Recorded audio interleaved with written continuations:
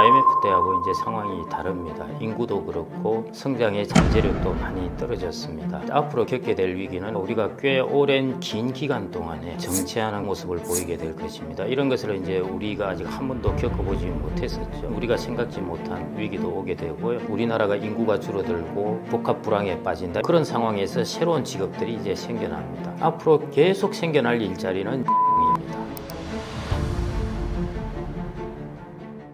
안녕하세요. 김경록입니다. 저 미래셋 자산운용 현재 고문으로 있고요. 오늘 전체 인구라든지 우리나라 산업 변화, 경제 이런 쪽에 관해서 제 짧은 지식이나마 말씀드리겠습니다. 그러니까 이제 IMF 때도 겪어보지 못한 위기라고 하니까 이제 아주 어마어마하게 큰 충격이 온다 이렇게 이제 생각하실 수도 있는데요. IMF 위기와 앞으로 올 위기는 이제 종류가 다릅니다. 그래서 이제 겪어보지 못한 위기라고 말씀드리는 것이고요. IMF 위기를 맞았을 때 우리나라는 여전히 성장의 잠재력이 있고 인구 면에서도 아주 폭발적으로 좋은 인구 구조를 가졌습니다. 그렇기 때문에 우리가 IMF 위기를 겪고 나서 V자형으로 회복을 할 수 있었고요. 지금 같은 경우는 IMF 때하고 이제 상황이 다릅니다. 인구도 그렇고 성장의 잠재력도 많이 떨어졌습니다. 그래서 이제 앞으로 겪게 될 위기는 IMF 때와 모양이 다르다는 것이요. V자형처럼 올라오는 것이 아니라 우리가 꽤 오랜 긴 기간 동안에 정체하는 그런 모습을 보이게 될 것입니다. 이런 것을 이제 우리가 아직 한 번도 겪어보지 못했었죠. 우리나라는 계속 고성장을 해왔기 때문에요. 성장 일변도로 달려왔는데 갑작스럽게 이제 자전거가 열심히 달리다가 거의 멈추다시피 하는 것입니다. 그래서 그런 때 일어날 때는 이제 여러 다른 우리가 생각지 못한 위기도 오게 되고요. 일본 같은 경우도 마찬가지였는데 예를 들어 이런 겁니다. 일본도 여전히 투자나 이런 데 80년대, 70년대 고성장이었죠. 그런데 일본 90년대 이후에 보면은 일본 사람들 중에서 뭔가 해보려고 한 사람들은 다 실패를 한 것입니다. 성장하지 않은 경제에서 뭔가 해보다가 이제 실패를 한 것이죠. 그러면서 이제 일본 사람들은 복지부동처럼 가만히 있는 것이 제일 나은 것이구나 이제 이런 생각을 하게 되는데요. 그런 이제 변화들이 온다는 것입니다. 왜 그러느냐 하는 이유를 한 몇 가지만 말씀드린다면요. 일단 첫 번째로는 우리나라가 한 10년 동안에 일단 부채로 성장을 했습니다. 가계와 기업의 부채가 여러분들 많이 들으셨을 텐데요.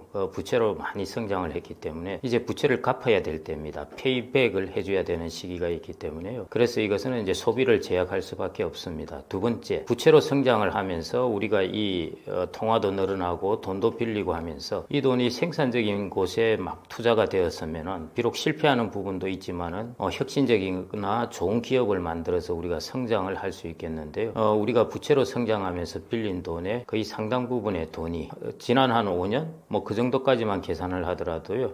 기업과 그 다음에 가계에서 한 700조 가량 되는 돈이 이제 부동산으로 들어갑니다. 비생산적인 부분으로 들어가고 자산 가격을 올릴 따름인 것입니다. 그래서 이런 부분이 우리나라가 돈을 너무 비효율적으로 활용을 했다는 것입니다. 그러면은 성장성이 이제 낮아질 수밖에 없고요. 그 다음에 이제 세 번째가 근본적인 앞으로 장기적인 요인인데요. 우리나라의 이제 인구구조의 붕괴입니다. 인구구조의 붕괴는 앞으로 다방면에서 무섭게 다가오게 될 테인데 이제 시작도 안 했습니다. 지금부터 한 15년 정도 지나면은 우리나라 인구가 대략 450만 명, 뭐 일단 중간으로 추정키로는 한 450만 명 감소하는데 어마어마한 충격입니다. 이런 충격은요. 이런 것들이 앞으로 다가오게 되기 때문에 그래서 한국은행도 이제 장기 저성장 그리고 KDI도 마찬가지고요. 2040년대 가면은 0%대 이제 성장입니다. 지금도 이미 1%대 후반대 정도 보고 있으니까 그래서 그런 측면에서 저는 이제 여러분들이 다들 이제 IMF와 같은 위기 우리나라는 그런 위기는 안 옵니다.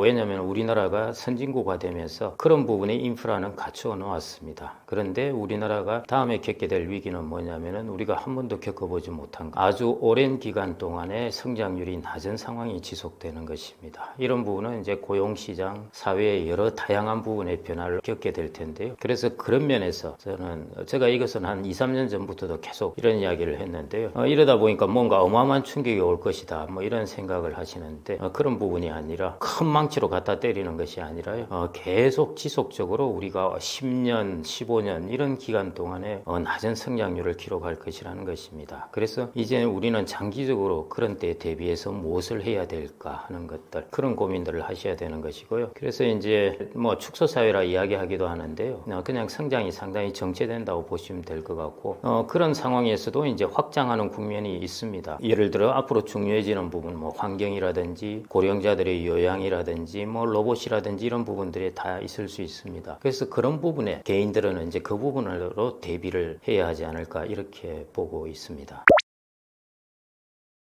현재 고용시장이 2024년까지 이렇게 살펴보시면은 여러분들이 조금 데이터에서 이제 미스리딩 하시면 안 되는 부분이요. 취업자 감소, 이거 보면은 20대 취업자 감소, 뭐 예를 들어 작년 같은 경우에는 뭐 한 13만 명 나온다 하면요. 이 13만 명의 숫자가 사실은 인구 감소, 20대 인구 감소 숫자하고 이제 같은 숫자입니다. 그래서 그 숫자로 너무 보시지 말고요. 고용률과 취업률 이런 이제 데이터를 가지고 보셔야 되는데 그 측면에서도 지금 현재 고용시장의 특징은 보면은 20대 시장은 조금 어렵긴 한데요. 처음으로 이제 직장에 들어가야 되는 시기이기 때문에 아무래도 이제 직장에서 이런 그 고용률이나 이런 것들이 약간 취업 시장이 어렵습니다. 또 20대 시장의 특징이라고 한다면은 좋은 일자리가 없다는 것입니다. 자꾸 좋은 일자리가 줄어들다 보니 전체적으로 고용 시장이나 취업 시장은 그렇게 나빠 보이지는 않은 것 같은데 좋은 일자리가 없다 보니까 실질적으로 고용 시장은 상당히 타이트하게 이제 보이는 것입니다. 예를 들어 좋은 일자리를 찾기 위해서 일주일에 단기 일자리라든지 이런 쪽으로 일을 한다고 하더라도 취업률에 잡히기 때문에요. 그래서 취업이 괜찮다고 생각할 수 있는데 20대의 많은 청년들은 좋은 일자리를 찾기 위해서 계속 그런 일자리를 이제 돌아다니고 있습니다. 그래서 수치로는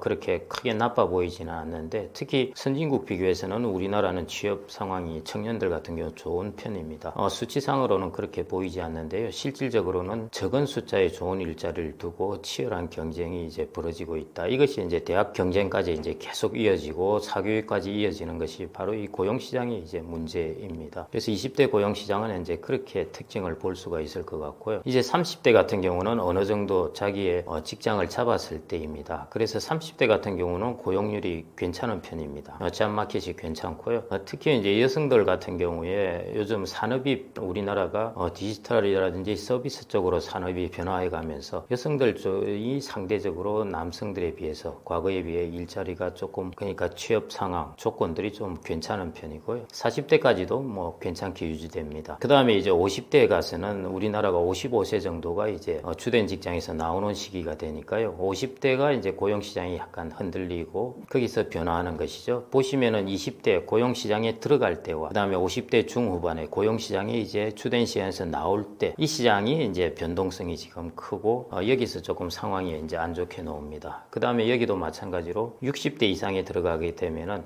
다시 이제 재취업 등등을 통해서 일자리는 안 좋지만은 그래도 고용시장에 다시 재진입하는 그런 특징을 보이고 있습니다. 그래서 우리나라 인구가 줄어들고 있기 때문에요. 특히 20대 젊은 층 인구가 줄어들기 때문에 취업자 수로 여러분들이 판단을 하시지 말고요. 고용률, 취업률 이런 걸로 비교를 하셔야 됩니다. 고용률 데이터는 전체 인구 대비해서 지금 일을 하고 있는 그 숫자를 고용률이라고 그러고요. 취업률이라고 한다면은 비경제활동 인구를 빼고 경제활동 인구 중에서 취업하는 사람의 이제 데이터를 가르치기 때문에요. 이 부분들에서 이제 경제활동 인구를 하다가 나 안 할래 하고 비경제활동 인구로 빠져버리면은 그럼 취업률이 높아집니다. 실업률이 낮아지고. 그래서 이런 데이터들에 숨어 있는 부분을 조금 잘 읽으시면 되는데요. 그래서 종합적으로 말씀드리면은 우리나라의 지표들은 그렇게 선진국에 비교해서는 꽤 좋은 편입니다. 상당히 좋은 편에 속하는데요. 실질적으로 제일 어려운 고용시장이라고 하면은 좋은 직장에 들어가려고 입직이라고 그러죠. 하는 20대 고용시장이 실질적인 경쟁이 상당히 치열하고 그래서 그 직장에 들어가기 위해서 이렇게 떠도는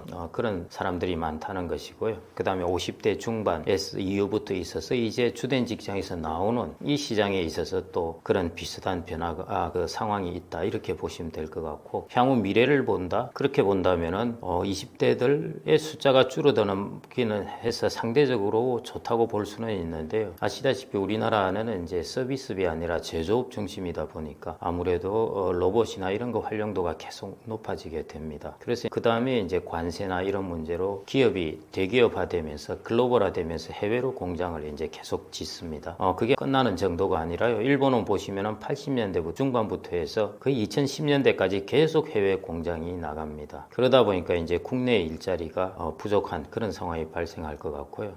이 시기도 좀 지나면은 이제 젊은 사람의 숫자가 워낙 적어지면서 그런 부분이 좀 해소가 되기는 할 텐데요. 현재 국면에서는 그런 과도기적인 상황이라서 앞으로도 일정 기간 동안은 좋은 일자리를 두고 처음 직장에 들어가는 20대들의 고용시장은 여전히 실질적으로는 꽤 타이트한 모습이 될 것으로 보입니다. 뭐 여러분들 잘 아시겠지만은 뭐 AI 그다음에 클라우드 컴퓨팅이라든지 뭐 이런 것들이 이제 중요하다고 다 이야기를 하고 있습니다. 그런데 이제 이런 것들 위해 과연 또 다른 어떤 기술이 이제 중요한 역할을 하게 될까 이런 부분을 좀 고민을 해보셔야 되는데요. 제 생각에는 뭐 AI는 여전히 대세를 잡은 것이고요. 이 부분은 여전히 중요하고 그걸 백업해 주는 것이 또 클라우드니까요. 그것은 뭐 여전할 것입니다. 그런데 이제 여러분들이 또 다른 쪽에 이제 조금 기술을 보셔야 되는 것이 로봇 쪽 관련된 기술. 요즘 뭐 여러분들 잘 아실 겁니다. 로봇이 AI가 없었으면은 사실은 장난감 같았는데요. 산업용 로봇에 머무르기 쉽죠. 그런데 AI라는 이제 IQ 높은 뇌가 탑재되는 것입니다. 그러면서 로봇이 이제 막 급하게 진화를 하기 시작했습니다. 제가 로봇 산업이 괜찮다고 보았을 때도 그 한 5년 전 제가 책을 쓸 때가 한 5, 6년 전이었는데요. 그때만 하더라도 로봇에 탑재되는 AI의 그 IQ가 낮은 편이었는데 불과 몇 년 만에 이게 AI 기술로 이게 점프를 하게 되었습니다. 그래서 로봇 같은 경우도 그렇고요. 그 다음에 앞으로 이제 고령화가 전 세계적으로 계속 진행될 것이기 때문에 디지털 헬스케어라든지 바이오 테크놀로지 이 부분도 여전히 이제 중요합니다. 또 하나 기술이라고 하면은 AI나 이런 것들이 디지털라이제이션이 어마어마하게 진행되고 있는데요. 여러분들은 여러분들의 과연 보안이나 이런 쪽을 얼마나 생각을 해보셨을까 하는 것이죠. 그래서 앞으로 이제 디지털 쪽의 시큐리티, 보안이라든지 이런 부분도 여전히 이제 중요한 기술이 되지 않을까 이렇게 보고 있습니다. 그리고 또 하나의 기술은 이제 지금 이제 트럼프 정부가 들어서고 나서 행정부는 이제 환경에 대한 부분을 2차적인 문제로 이렇게 하고 있긴 하지만요. 환경은 여전히 지금 중요한 이슈입니다. 사실은 환경 문제 때문에 다양한 기후 변화가 일어나고 있기 때문에요. 그래서 환경에 관련된 부분 이런 부분도 여전히 중요한 기술 분야가 되지 않을까 그렇게 보고 있습니다. 부동산은 언제 여러분들도 대충 다 아실 겁니다. 첫 번째 원칙, 우리나라 부동산은 양극화된다. 이것은 누구나 인정을 하실 거고요. 그 지금 진행되고 있습니다. 양극화가 좀 개선될까? 안 개선됩니다. 왜냐? 여러분들 지금 보시면은 제가 아까 모두에서도 좀 말씀드렸지만은 한 15년 동안 인구가 400만 명 이상 감소하게 됩니다. 그 다음에 지방을 중심으로 이제 감소하게 되는 것이죠. 그러니까 그 다음에 거기서 끝나는 것이 아닙니다. 지속적으로 인구는 감소하게 됩니다. 그래서 이제 집이 우리가 멸실되는 주택을 감안하더라도 여전히 주택은 남아 돌게 되는 것이고요. 그래서 지방 지역 양극화되어서 그 부분에 부동산 가격이 이렇게 많이 오른다, 뭐 좋다 이런 부분은 거의 생각하기 힘들 것 같습니다. 그러면은 이제 두 번째 이슈입니다. 우리나라가 도시화가 이제 세계에서 압도적으로 높습니다. 그것 때문에 이제 우리가 도심의 부동산 가격이 이제 양극화되면서 꽤 높게 되는데요. 이게 이제 어떻게 될까? 이게 사실은 제일 퀘스천입니다. 뭐 쉽게 말한다면은 서울 지역 혹은 서울의 강남 지역의 부동산은 앞으로 어떻게 될까 하는 것. 이게 결국 제일 이제 궁금증이죠. 궁금증인데요. 저는 이제 그것은 앞으로의 변화를 이제 조금 정책의 변화 이런 것을 봐야 될 텐데 물론 혁신적인 어떤 혹은 아주 혁명적인 그런 변화가 있지 않는 한은 지금 예를 들어 한국은행 같은 경우에는 한국은행 이창용 총재 같은 경우에는 이제 지역 균형, 지역 비례 선발제를 해야 된다 이런 이야기까지 할 정도로요. 지방 소멸을 이제 막아야 된다는 것이죠. 그래서 이제 지방 소멸 부분을 이제 어떻게 이 방향이 어떻게 가느냐에 따라서 좀 다르긴 한데요. 여하튼 그래도 아시다시피 우리나라의 인구는 줄어들고 고령화되면은 도심 지역이라고 이것을 벗어날 수는 없습니다. 서울도 여전히 고령화 되게 될 것이고요. 서울의 인구 여러분들 아시죠? 경기도로 나가긴 했지만은 서울의 인구는 지금 5년 10년 동안에 늘어나지 않고 있습니다. 조금씩 줄어들기도 하고 그런 모습인데요. 그러면서 늙어가고 있습니다. 그래서 이런 부분에 있어서 우리가 도심 지역의 부동산 가격, 제가 당분간은 이 부분에 대한 선호는 지속될 것 같습니다. 근데 이 부분도 길게 본다면은 우리나라 다른 나라는 고령화되는데 다른 나라는 괜찮지 않느냐? 천만의 말씀입니다. 왜냐? 우리나라와 같은 인구의 변화를 겪는 나라가 없기 때문입니다. 일본조차도 학회 출산율이 1.2명인데요. 우리나라는 0.7명입니다. 한 20년만 지나면 지나보십시오. 완전히 다른 모습을 보이게 됩니다. 인구의 무서운 부분인데요. 그래서 다른 나라는 뭐 고령화되어도 괜찮은데 우리나라도 그렇게 갈 것이다? No, 아닙니다. 우리나라 인구는 혁명적으로 거의 붕괴 수준으로 이제 진행이 되기 때문에 그래서 그런 부분에 있어서 부동산 가격에 대해서 너무 향후에 높은 기대율, 상승률 이런 부분은 조금 버리셔야 될 것 같고요. 그 다음에 뭐 아주 돈이 많은 사람들이 택하는 부동산 이런 부분은 이제 가격이 올라가겠죠. 근데 이것은 이제 중상층 이상의 사람도 접근하기 힘든 그런 쪽의 부동산입니다. 그것은 이제 소위 말해 플레이하는 그라운드가 필드가 다른 부분이죠. 그렇게 본다면은 이제 제일 리스키한 부분은 어떠냐 하면은 한 중상 정도의 소득을 가진 사람들이 무리해서 사는 부동산 이런 부분은 저는 향후 우리나라의 경기의 변화 그 다음에 인구의 변화에 따라서 이 부분의 부동산은 좀 타격을 받지 않을까 그렇게 생각이 되고요. 그래서 여러분들 경기도 조금 지역에서 괜찮다고 생각되는 것들이 가격이 올랐다가 시장이 안 좋으면 뚝 떨어지는 것이 바로 이 부분은 그 층에 속하기 때문입니다. 그래서 이런 부분 이 층에 속하는 주택가격, 부동산 시장이 가장 위험하지 않을까 조금 조심해야 되지 않을까 그렇게 생각이 되고요. 전체적으로 여러분들이 한번 곰곰이 한번 생각을 해보십시오. 15년이면 얼마 시간이 되지도 않습니다. 그 시간 동안에 정확히 얼마나 변할지는 모르지만은 대략 지금 한 450만 명 그 정도 줄어든다고 생각하는데요. 엄청나게 인구 숫자 많은 숫자가 줄어드는 것이죠. 그 다음에 또 계속 줄어듭니다. 그래서 조금 길게 보시면은 우리나라는 다른 나라와는 다른 모습을 보일 것이다 하는 것. 그걸 꼭 좀 염두에 두셨으면 좋을 것 같습니다.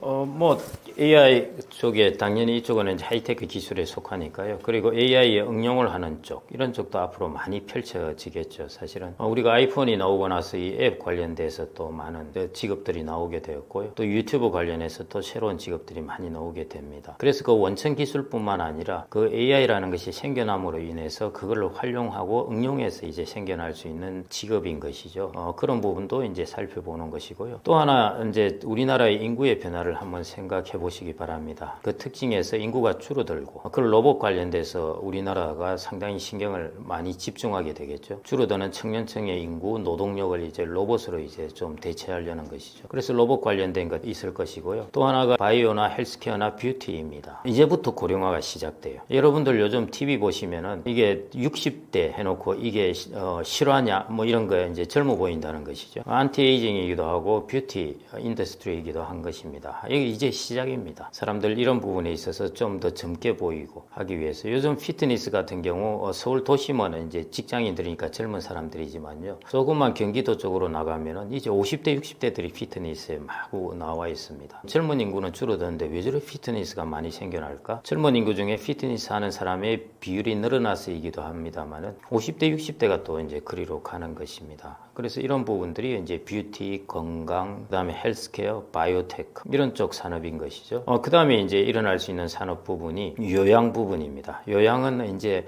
내가 하기에 좀 힘이 들어서 그러는데요. 앞으로 계속 생겨날 일자리는 요양입니다. 그 부분이고요. 그래서 내가 어떤 것을 하느냐 부분에 따라 다르기는 할 텐데 한다면은 할 수 있는 일자리들이라는 것입니다. 그 다음에 또 하나 보시면은 제가 이제 인구가 줄어들면서 지방 소멸 이런 거 있었다고 그랬지 않습니까? 그러면은 이제 지방이나 서울 우리나라 전체적으로 뭘 하겠습니까? 제일 중요한 것이 지방의 재생 부분입니다. 지방 소멸을 놓아둘 수는 없기 때문에요. 지방을 어떻게 재생시켜서 활성화시킬까 하는 부분이 키 이슈로 떠오르고 일본 같은 경우에 전폭적으로 성공이라고 할 수는 없지만은 일본은 그런 부분에서 꽤 성과를 얻었습니다. 그래서 일본이 과거에 한 1,000만 명 정도가 이제 관광으로 일본에 유입되다가요. 요즘은 한 3,000만 명 정도가 들어옵니다. 그게 각 지방들이 지방의 특색을 활용해서 이제 관광객들을 끌어 모으는 것이죠. 그래서 이제 지방 재생 전문가인 것이죠. 그러면은 그 전문가로 이름이 좀 떨치게 되면은 이 지방에 가서 프로젝트를 할 수도 있고 저 지방에 가서 이제 컨설팅을 할 수도 있습니다. 그래서 이런 부분들이 제가 이제 꼭 드리고 싶은 말씀은 뭐냐면은 우리나라가 인구가 줄어들고 제가 이제 복합 불황에 빠진다 이렇게 하면은 운명론에 빠지기 쉽습니다. 이거 이제 끝났다. 그런데요. 그게 아니라 또 그런 상황에서 새로운 직업들이 이제 생겨납니다. 왜냐? 사회가 필요로 하는 곳. 아까처럼 지방이 소멸되면은 거기 대응되기 하기 위해서 전문가를 필요로 할 거고, 고령화가 되면은 그 사람들을 케어하기 위해서 필요로 할 거고, 이런 것들이 생겨날 수밖에 없는 것이죠. 그래서 그 부분은 축소되는 상황에서 확장되는 부분입니다. 그래서 그런 부분은 일자리들이 많이 생겨날 수 있습니다. 그래서 그 부분으로 여러분들이 잘 전환을 하는 것, 그게 이제 중요할 것 같고요. 최근에 한 5년 정도의 변화만 한번 보십시오. 유튜브 쪽에서 이런 많은 일자리들이 다양하게 생겨날지 아무도 생각을 못했습니다. 주요 방송사는 많이 줄어들었죠. 파이가 엄청 줄어들었습니다. 그래서 우리가 방송사 레거시 미디어만 생각한다면은, 야, 우리는 미디어 시장이 큰일 났다, 이렇게 생각하는데요. 레거시 미디어에서 벗어나서 유튜브를 통한 미디어가 확 성장을 해버린 것입니다. 이거와 비슷한 축소하는 상황에서 확장하는 부분이 있다는 것이죠. 그래서 여러분들은 그런 부분을 이렇게 유심히 보고 있습니다. 큰 변화가 있을 때는 반드시 있습니다. 그래서 그쪽으로 직업을 찾으시면 어떨까, 그렇게 생각됩니다.